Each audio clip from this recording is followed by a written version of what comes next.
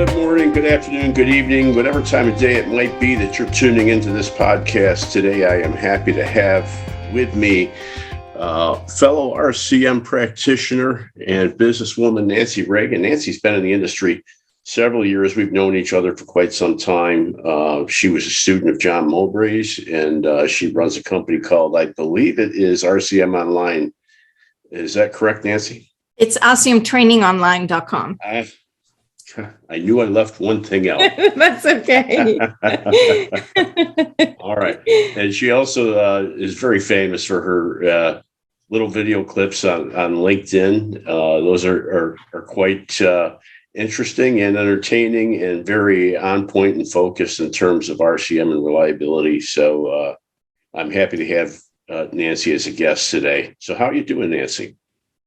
Thank you, Doug. I'm doing great. And this September, I'm going to be celebrating my silver anniversary with reliability-centered maintenance. I'm totally dating myself, but it's been 25 years. I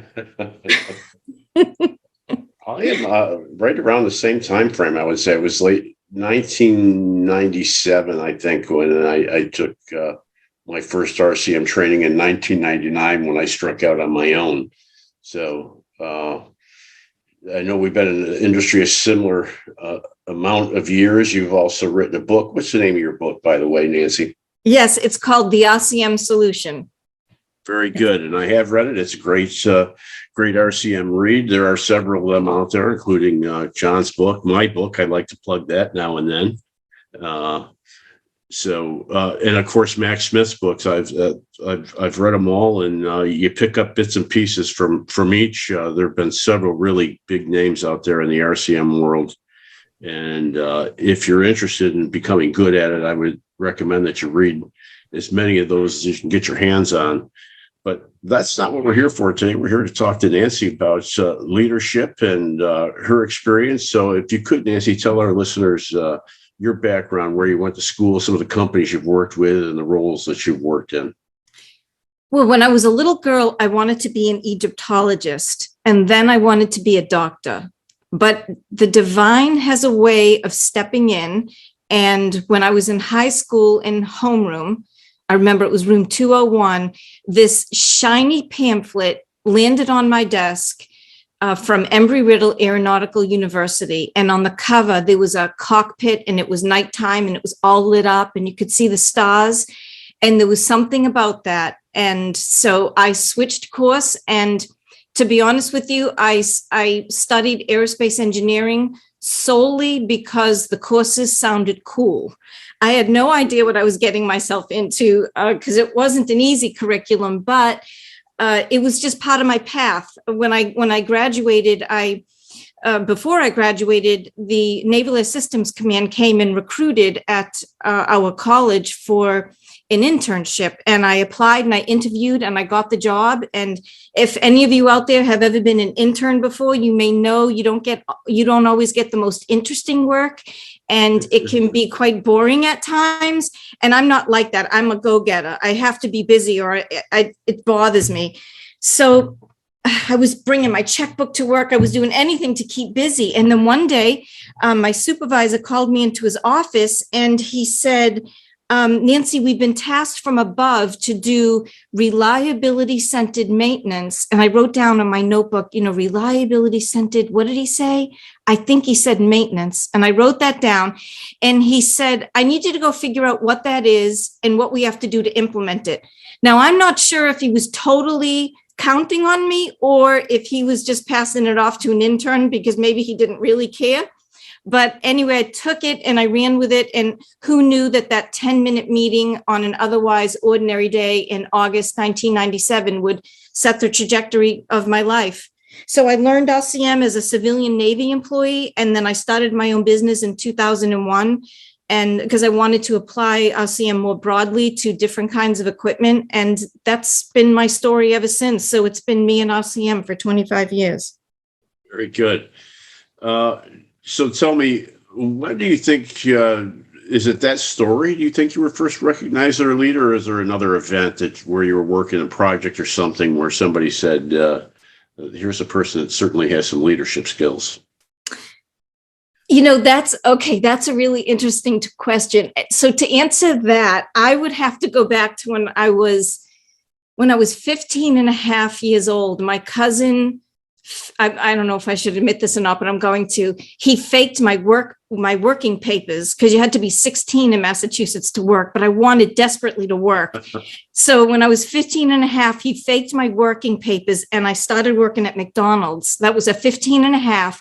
And when I turned 17, they made me a swing manager. So I think it's just always inherently been in me to just do a lot. And I think just inherently I have those types of qualities. But so I had to wait until I was 18 legally to be able to open and close the store. So that was another milestone for me. When I was 18, I got to open the store. Very cool. I know you're probably not aware of this. All three of my children were McDonald's employees when they were in high school. We had a local McDonald's, and my oldest daughter started there, and the manager of that store really thought the same of her as probably as your manager thought of you.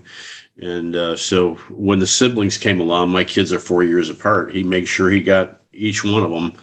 And they all have great memories of working there and enjoyed what they learned in terms of responsibility and discipline and detail that goes along with working at one of their stores. So that's very interesting that you have that background. I think I know the answer to the next question, but I'm going to ask it anyway. In your career, has there been a mentor or leader that you looked up to that certainly influenced your career path? Yeah, it's definitely, the answer. It's John Mowbray. And there's one other person, but first I'll talk about John Mowbray. To me, John, I learned so much about reliability-centered maintenance from him, but John also taught me a lot about life and about business.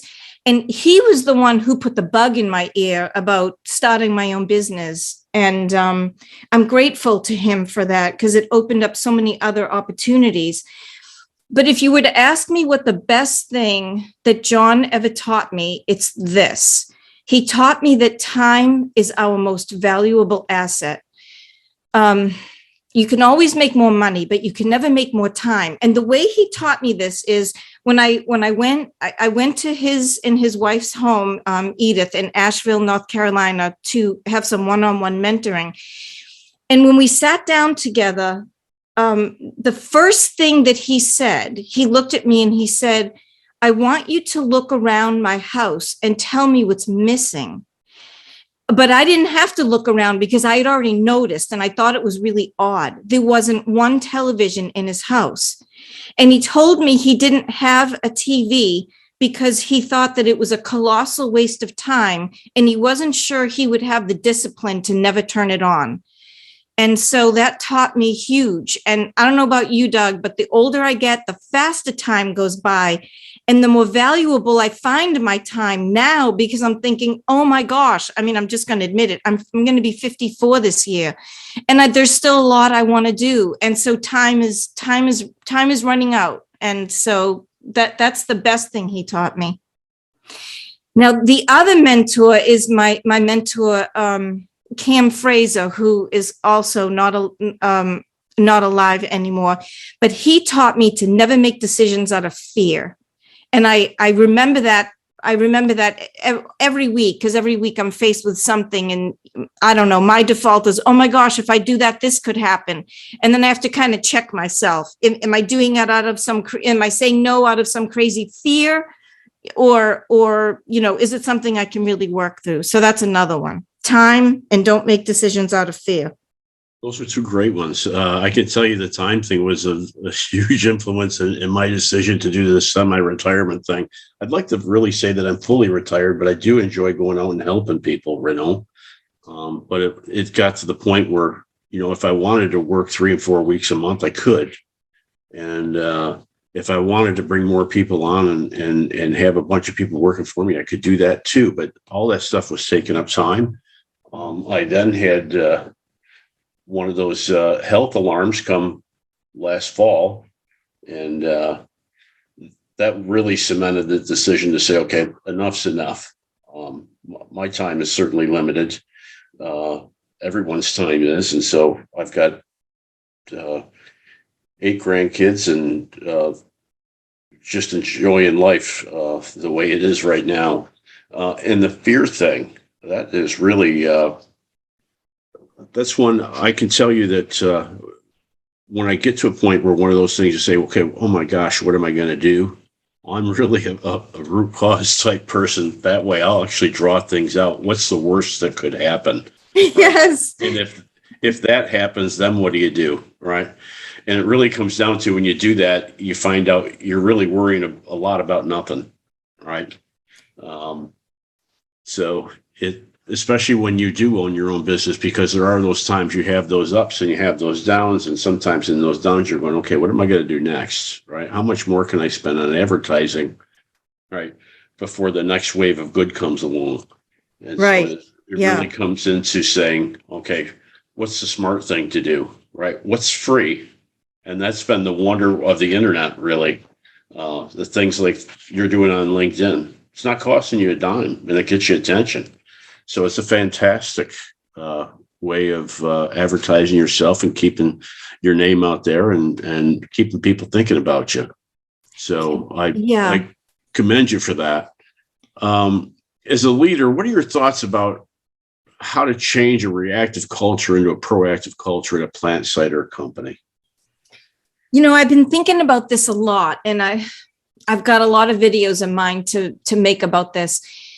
We hear about reliability culture a lot, and still, the people I talk to every week, they're still in firefighting mode, running from fire to fire. And I think I've narrowed it down to 2 things. I think that there is a technical part of this, but there's also a human part. So from the technical part,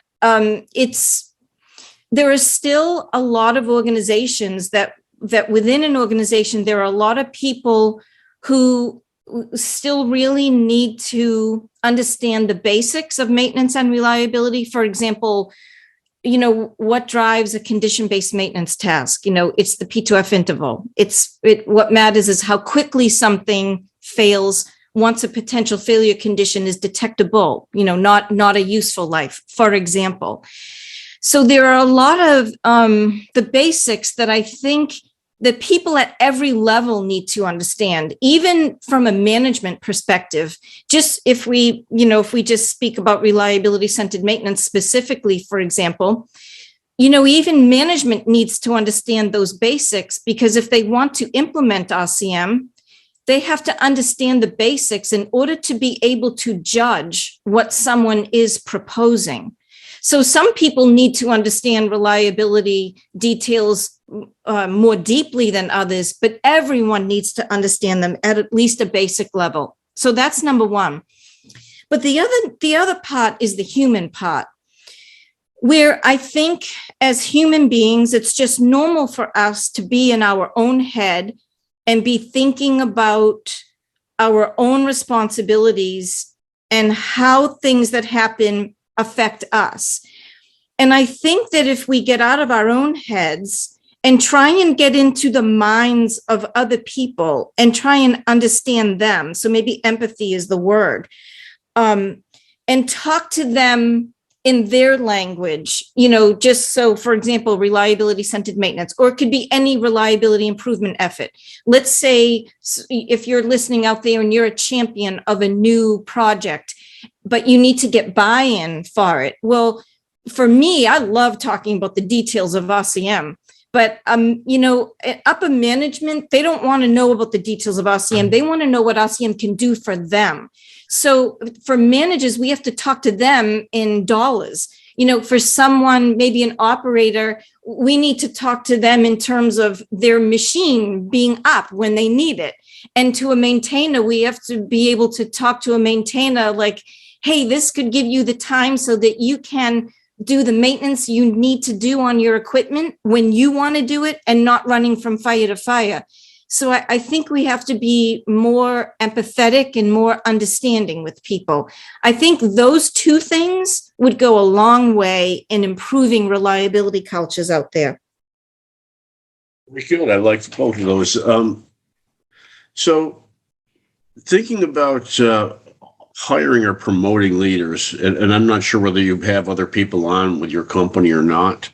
What are the top two or three traits that you look for in leaders, and why are those traits important? I mean, that could even apply to selecting facilitators, right, in companies. Yeah, gosh. I mean, this question applies to almost everyone, but especially leaders. Okay, so the first thing I would have to say, okay, three things. I look for someone who's kind, in general, who's kind, because I don't think that mean people in the workplace, it's really bad energy. So that's a general one. I think people need to be kind. But number two, what I look for is someone who takes responsibility. For me, I don't expect anyone to be perfect. And I know, because I make mistakes every day, I know everyone is going to make a mistake along the way. And that's how we learn and that's how we grow. So if someone makes a mistake, number one is take responsibility for it. Don't try and blame someone else for it. Yeah, okay, I messed up. How can we fix it and move on? But the other one the third one ties into what we were just talking about with being kind and empathetic. There was a guy in my husband's office. My husband is a surgeon, and there was a guy who came twice a month to pick up the medical waste. And this one day I was chatting with him. His name was Sandy. And I was chatting with him while he was, picking up the waste, while he was packaging everything up. And I looked at his nails, and his nails, each nail had a different color nail polish. And so I could have gone one of two ways. Like in my mind, I could have judged him for any number of reasons, because it's not mainstream and it could be considered odd, but I didn't. I looked at him and I said, Sandy, I love your nails. They're really colorful. And he looked at me and he said, do you want the story? And I said, yeah. And he said, I have two girls, a 12-year-old and a 9-year-old. And two weeks ago, the 9-year-old had a horrible allergic reaction, and she died on the way of me driving her to the ER. She died next to me in my truck. Wow. And he said every week, my 9-year-old and my 12-year-old did each other's nails. And my 12-year-old came to me crying this week saying, who am I going to do nails with now? So he said, you're going to do it with me. And he let her paint her nails. So you see, there's almost always, I mean, we're all humans. There's almost always something else to the story. And I think it's really important in our own minds not to judge and to be kind and to, just be thinking, even if someone's in a bad mood in your office, maybe a lot of times we say, well, that person was rude to me, maybe what did I do to bother them today? And it probably has nothing to do with us, but something to do with them. So anyway, that taught me a huge lesson. And I'm so grateful that in the moment, I didn't stick my foot in my mouth. And I just, I just asked and I listened and I learned a lot. So I think that's really important for a leader. Very good. And what a great story. That was, it's very touching. And it's one of those things that, I was expecting that, I have all these grandkids, and it's not uncommon for them to be doing the nail painting thing and say, hey, yes. Can I do yours? And why not let them, right? Yeah, I mean, let exactly. them paint your nails. Thanks. Because you know what? They will remember that, Sandy. I can just speak for my own father. The little things that my father did with me, those are the things that I remember. So if you let them paint your nails, you'll be a hero in their minds forever. Yeah. All right. So nearly every leader that I've ever met and talked with, and I admit with this question, I'm very selfish about this because I'm a voracious reader. I read all the time. So I like to ask people, was there a book or course that you took that inspired you along the way that you could recommend to our leaders? And what was your takeaway from that book? Okay, so for me, I'm with you. I love to read, and I've been studying the power of positive thinking for, I don't know, like 25 or 30 years. It's really fascinating to me. And a book that I have read just recently that has quite literally changed my life is called Feeling is the Secret by Neville Goddard.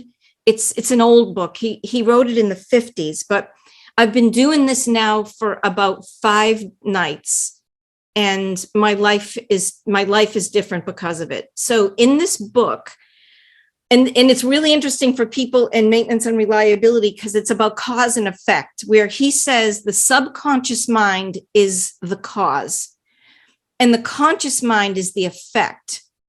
So the theory, or I don't believe it's a theory, I do believe it's true, but anyway, what he's saying essentially is that what you think about gets seeped into your subconscious and manifests in your outside life. So whatever's going on in your outside life, it's because of what you're thinking. But this is the part, and I've always known that, but it's like, how do you put that together? I mean, we have to live in this real world. I mean, I can't be thinking in a fantasy world all day and still live in this world.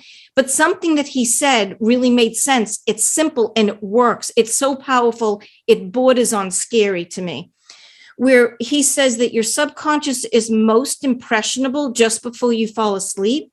So if you fall asleep thinking about what it is you want to achieve, and it can be at the micro or the macro level. So it can just be maybe a project you're stalled on, or it can be what you want to be 5 years from now. But you think about it as if you have already achieved it. But the key is this: you have to force yourself to feel how you would feel if you actually achieved it. And it's almost like a state. Euphoria is much too strong a word, but it's almost like that because you get excited feeling, hey, I finally did it.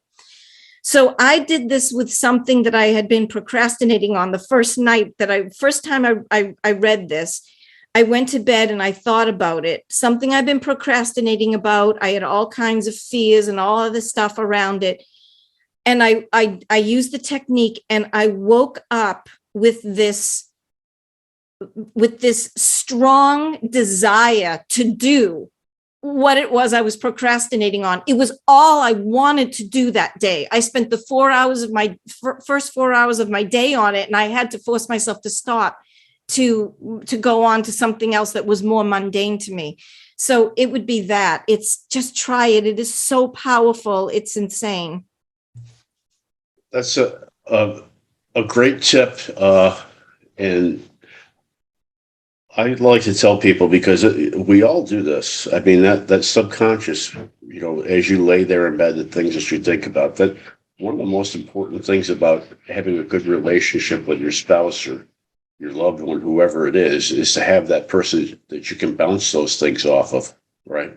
Those thoughts that come into your mind, and there are times that, especially in jobs like we have, when you're on the road, you're in a hotel room and you're sitting there laying in bed and like, oh my gosh, what am I going to do about this? Right? How do you turn that to a positive when you don't have that person to turn to and say, hey, I'm thinking about this and it's keeping me awake. How do I deal with it? One of the other things you talked about earlier on that I meant to comment on is you tell your people that you make mistakes every day. That's an important piece as well. Especially with instructing and mentoring RCM facilitators, right? I'll have some of them and I tell them all, look, when you get done and you go on and you've achieved your certification, right? Please don't be afraid to share with me what you're doing, especially if you're having a problem, if you have a question, if you have one of those failure modes that you're thinking, do I have this right? Or am I 1 or 2 levels too high with this, right? I tell them, I still make mistakes with this. Right. And teams that I've worked with, when companies say, you come in and do it, we don't want to train people, you come do it for us. They'll look at me with this confused look when I come in the following morning and say, hey, I was laying in bed thinking about this last night. We got this one failure mode wrong. Right. And they're like, you really think about this in bed at night? Right. And I go, Well, when you realize that you've made a mistake, it's an important thing to admit that, hey, we're at the wrong level here. We're totally out in the weeds. We need to come back and take a look at that a second time, right? And I wonder, I've been wondering lately if that's where the saying, don't go to bed angry comes from.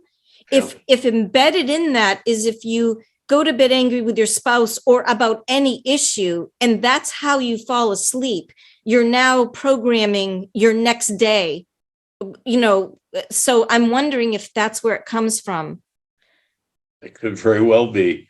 So, Nancy, at this point in your career, what would you say is your greatest success? Wow, my greatest success. Okay. So I think that my greatest success so far was going on a quest to figure out how to overcome fear. Because I think that, I know that from a lot of people that I've spoken to, fear holds a lot of people back. And so I have another mentor. Her name is Christina Thomas Fraser. And here's what she taught me about fear. That it's so in our faces. And until someone actually says, look, this is what's going on, it can hold you back from achieving your own goals. So she taught me that there are two kinds of fear. Well, first of all, she taught me that all fear is real, but there are two kinds of fear. There's valid fear and there's invalid fear. So the valid fear, of course, is a long time ago. One time I got lost in Manhattan. I was alone and I was walking. I got lost and I went down this seedy side street in Manhattan, and there were these guys, further down, and it was really scary. And that was a valid fear because, something bad could have happened. So that was a valid fear that I was afraid. But there's a lot of invalid fear out there. For example, I don't want to make that video. People think I'm a moron. Well, if I ask that question, they'll really think I'm stupid. Well, I don't want to suggest we go in this direction because what if it's all wrong and then I get all blamed? So fears like that, when we start to get like hot and we start to sweat and it stops us from doing what we know we want to do, that's a clue that it's an invalid fear. And do you want me to give you a tip on the tip I learned on how to manage that, Doug? But some of your listeners might think I'm a nut, and you might even think I'm a nut. Yeah. Okay. So we know from thermodynamics that energy can neither be created or destroyed. It can only be transferred from one form to another. So when you hear people say, like, just forget about that fear, just push it aside and work through it, that's never going to work because it's energy. And we know it's energy because we get hot and we get scared and it stops us from doing what we want to do. So we know that it's energy. And you cannot destroy it. You cannot eliminate fear, but you can transform it. And I've used this technique. It so works. I name the energy. So I suggest if you're listening, if you think I'm a nut, just try it. And then you can come back and tell me if I'm right or wrong. Name it and give it a job on your behalf. So turn it into your servant. For example, maybe you're going to a venue where the parking is going to be really, really tough, or you want the seat next to you on an airplane to be empty, for example. Give it a job and let it work for you on your behalf. And when it starts to creep back in and it starts to nag at you, send it back to do that job. Two things happen. Number one, it is a faithful servant. It does the job you ask it to do. And number two, you get it off your back. So it's an amazing technique that I've learned. And that also has changed my life. But it's a daily battle with these fears. You have to keep giving them the job because they're never going away. You have to just constantly manage it. It's fantastic. I somehow knew that this was going to be a very interesting and insightful discussion today, Nancy. I want to thank you for taking part.